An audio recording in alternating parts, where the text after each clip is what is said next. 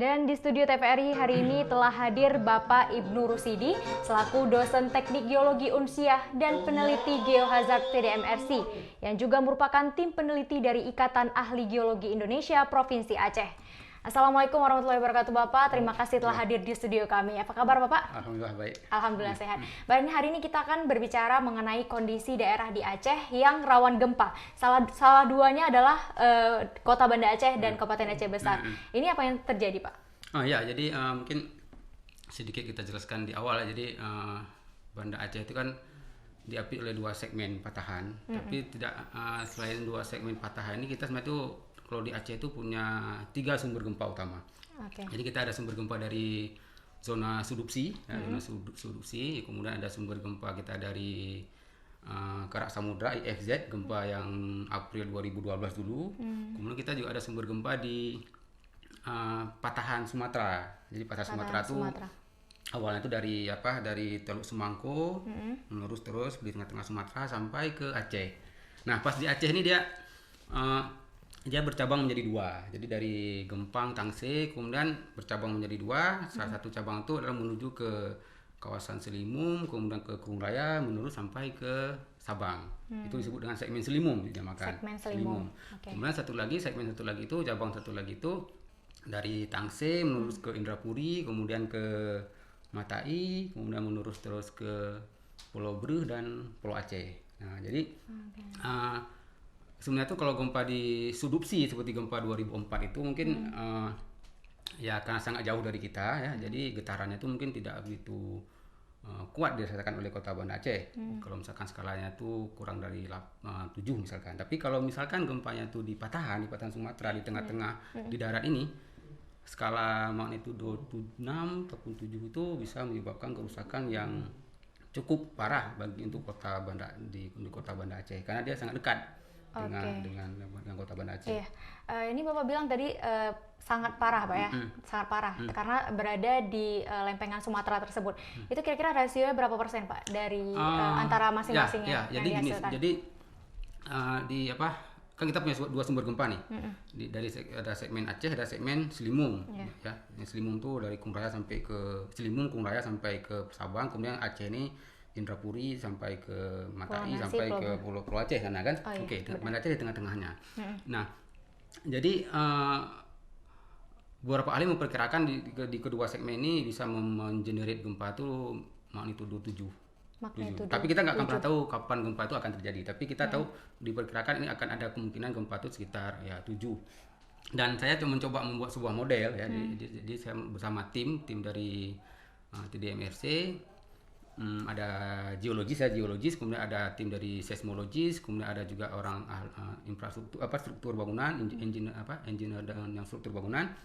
Kami coba membuat model, saya coba membuat gempa di segmen Aceh dengan magnitudo 7 dan coba melihat seperti apa sih sebaran kerusakan di Kota Banda Aceh.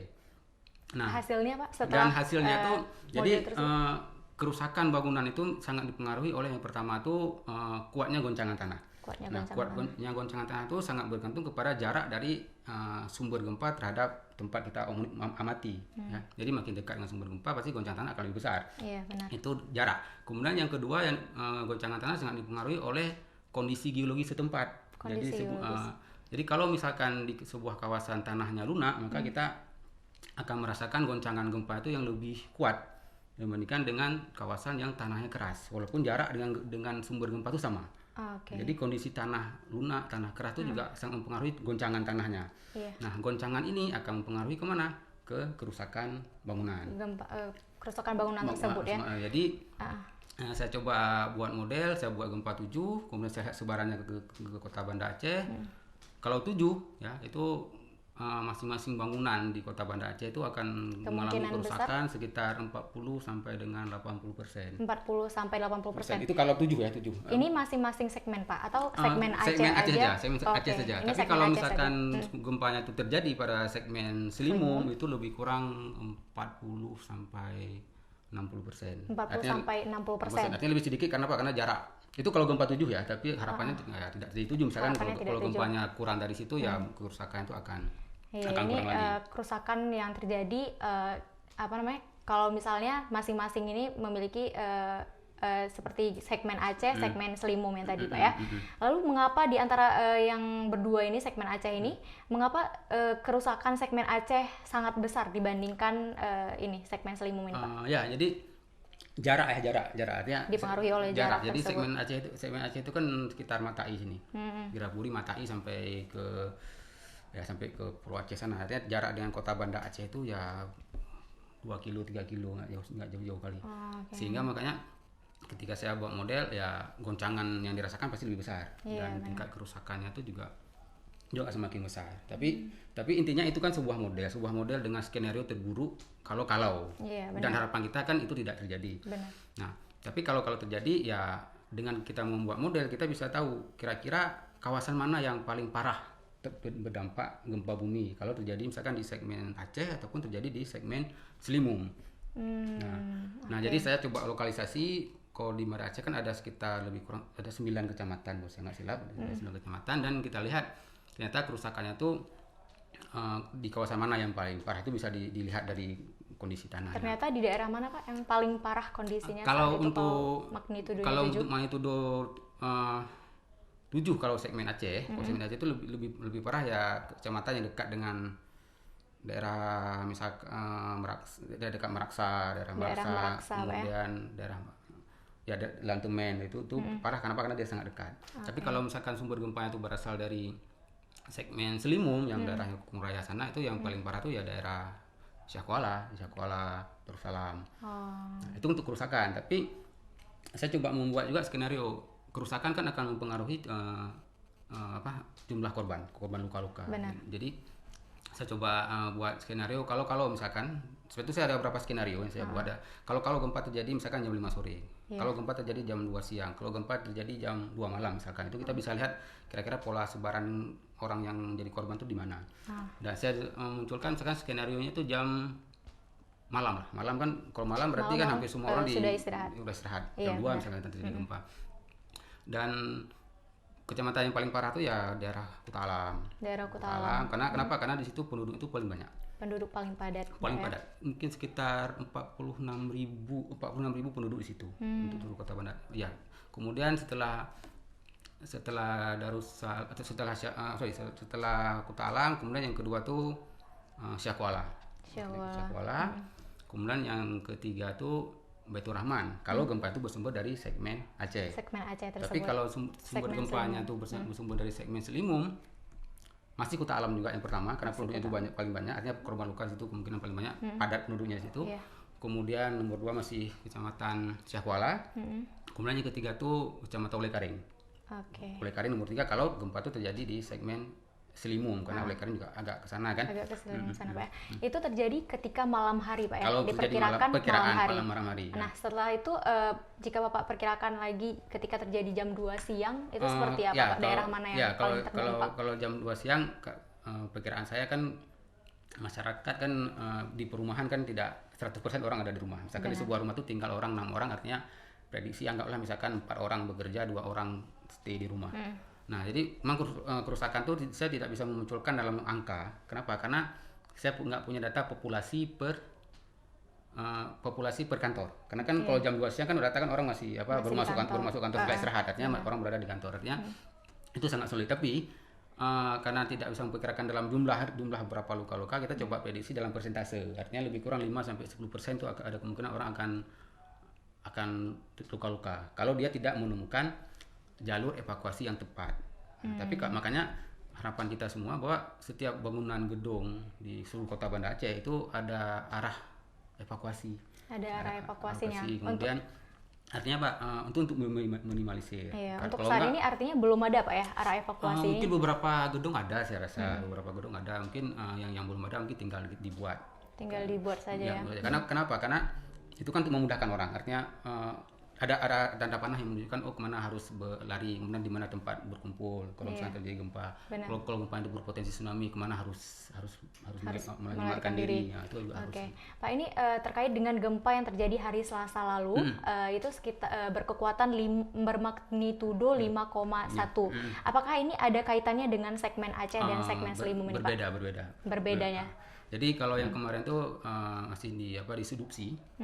Ya itu gempa subduksi itu hampir sama dengan sumber gempa itu hampir sama dengan sumber gempa 2004. Artinya ini tidak ada hubungan itu dengan patahan di Sumatera.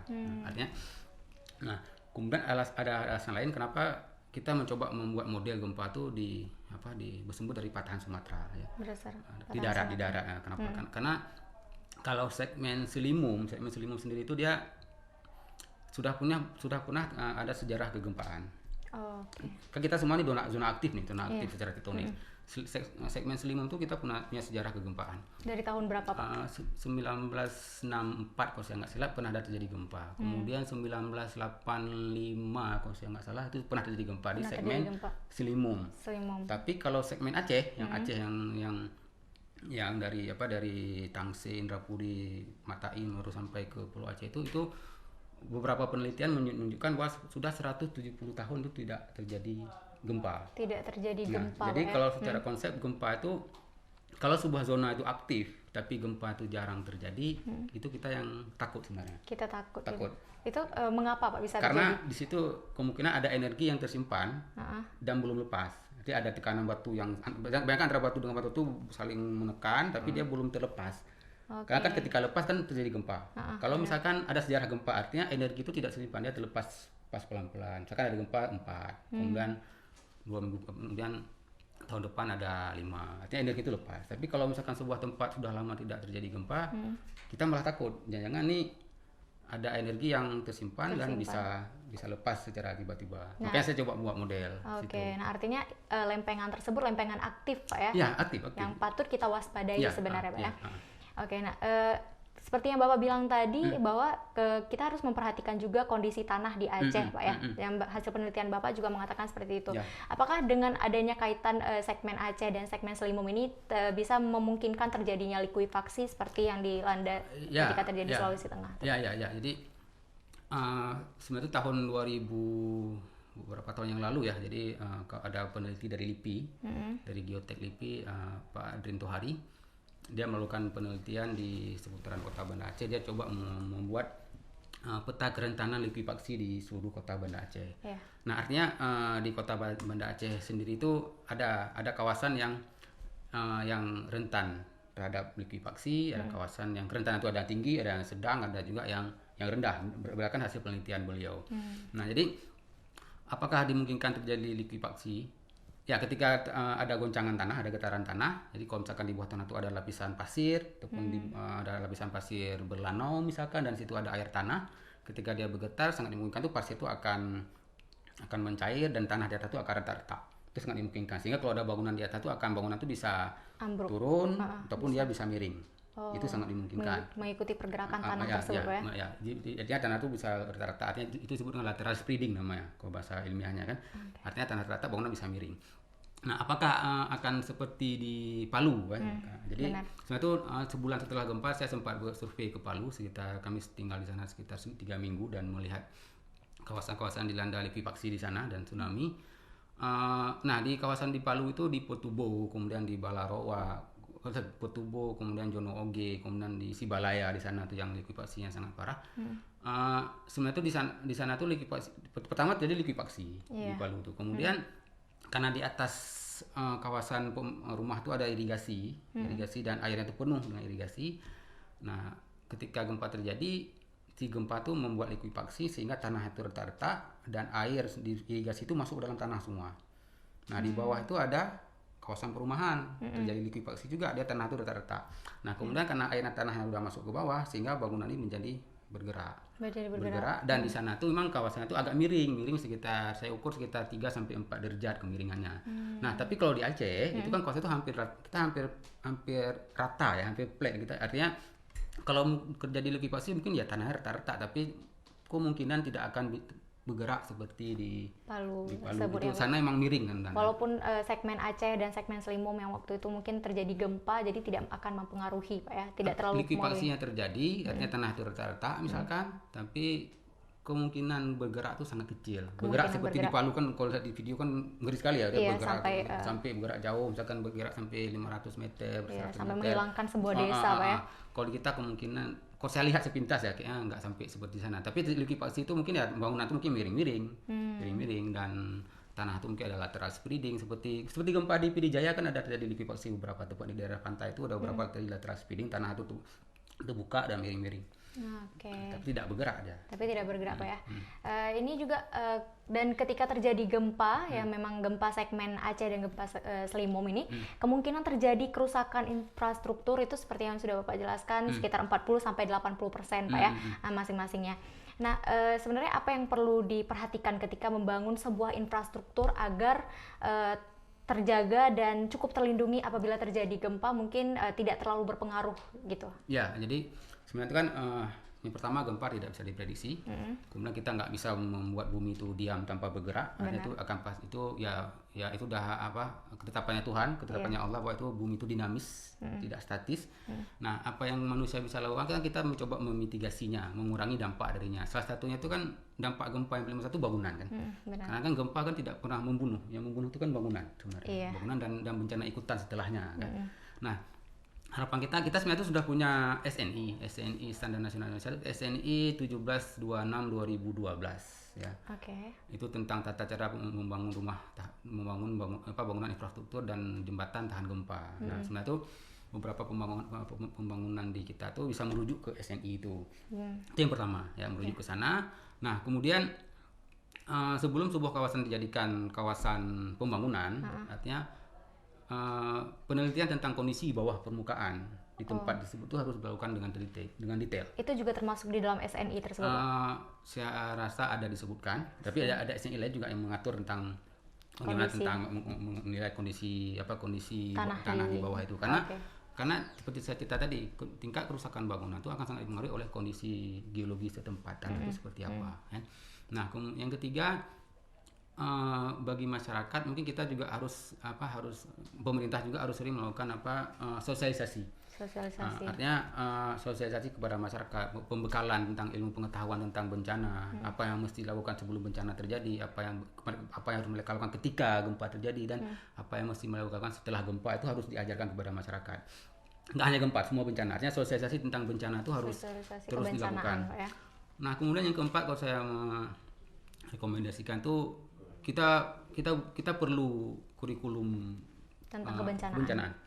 Artinya siswa anak-anak kita, anak-anak SD, anak SMP, anak SMA tuh mereka tuh harus dibekali tentang pengetahuan kebencanaan, dan itu harus dikanunkan sebenarnya kalau dimungkinkan. Jadi ada kanun tentang kurikulum kebencanaan. Artinya setelah ada kanun, artinya semua sekolah tuh diwajibkan supaya mereka tuh punya kurikulum tentang pengetahuan kebencanaan. Jadi bayangkan misalkan anak SD dari SD dia udah mengetahui apa yang harus melakukan ketika gempa terjadi, seperti apa jadi gempa sudah itu, waspada, semua waspada. Nah, kemudian ketika dia besar dia akan sampaikan ke kawan-kawannya lagi. Kan anak suka itu dia menyampaikan. Dan ketika semua itu dilakukan, dan harapan kita ke depan kan masyarakat kita akan ada pengetahuan tentang bencana, dan mereka akan lebih siaga dibandingkan dengan generasi kita. Lebih siap siaga ketika terjadi gempa ya Pak ya. Ya. Kemudian yang terakhir mungkin, jadi kita kan di Aceh ini kan ada laut. Ada laut ada lautan di depan Banda Aceh itu. Jadi ketika saya sempat ke Palu tuh hampir sama kondisinya. Nah, itu bentuknya ada pergunungan, kemudian ada cekungan, kemudian di depan itu ada laut. Nah, saya juga mengharapkan kalau bisa di laut sekitar Banda Aceh itu dilakukan survei batimetri. Kita memetakan kira-kira di bawah laut kita tuh ada nggak kawasan-kawasan yang berpotensi longsor. Itu kenapa? Karena tsunami terjadi di Palu itu gempanya tuh gempa sesar geser, tapi biasanya gempa sesar geser nggak akan terjadi tsunami, tapi tsunami terjadi. Ternyata terjadi itulah akibat longsoran bawah laut. Nah, artinya kita harus petakan ada nggak kawasan yang kemungkinan longsor di laut kita. Nah, kalau ada artinya harus dilakukan antisipasi. Artinya itu juga harus dilakukan survei-survei seperti itu. Gitu. Ini setelah dilakukan survei-survei tersebut, lalu ketika kita memang sudah meyakini bahwa daerah-daerah ini memang terjadinya, kita akan melakukan antisipasi pastinya dengan melakukan siap siaga seperti yang itu ya. Dari pemerintah sendiri sudah melakukan mitigasi atau belum Pak? Gimana? Kalau untuk sosialisasi beberapa kawan-kawan kita dari BPBA sudah melakukan beberapa, tapi kita harus terus meningkatkan. Ingat untuk sosialisasi kebencanaan kepada masyarakat tidak hanya tugas pemerintah. Kami dari universitas juga melakukannya, dan malah di Unsia sekarang tuh sudah ada mata kuliah MKU untuk kebencanaan. Oke. Wajib semua mahasiswa. Jadi semua mahasiswa yang kuliah di Unsia itu mereka di awal-awal tuh sudah dibekali tentang pengetahuan kebencanaan dan lingkungan. Oke. Nah, jadi Unsia itu sudah selesai tentang itu, kita sudah melakukan dan tingkat kurikulum, kemudian ya kita juga sosialisasi ke masyarakat. Artinya bersama-sama LSM juga melakukan sosialisasi ke masyarakat. Oke, baik Pak. Ini terakhir apa harapan Bapak sebenarnya untuk pemerintah agar memang mampu mengatasi apabila terjadi gempa ini? Ya, harapan kita kan gini. Jadi harapan kita bersama, bumi ini dinamis ya. Jadi ini sudah sunatullah, nggak bisa kita elak. Artinya bumi dinamis dan dia terus bergerak, dia nggak mungkin kita diamkan. Yang bisa kita lakukan sebagai manusia itu adalah mengurangi resiko. Dan resiko itu ada namanya itu unsur hazard, ada namanya itu unsur kapasitas, ada unsur kerentanan. Beberapa hazard dan kerentanan nggak mungkin kita hilangkan, tapi kapasitas kita tuh bisa kita tingkatkan dengan seperti pengetahuan, sosialisasi dan sebagainya. Mungkin itu. Oke, baik. Terima kasih Bapak telah hadir di studio kami. Baik, terima kasih atas informasinya juga. Nah, pemirsa, walaupun Kota Banda Aceh dan Aceh Besar merupakan kota yang kabupaten yang rawan akan terjadinya gempa bencana bumi, dan mulai sekarang kita harus melakukan waspada dan antisipasi sejak dini agar mitigasi terjadinya gempa dapat diminimalisir. Dan kita akan beralih ke informasi selanjutnya.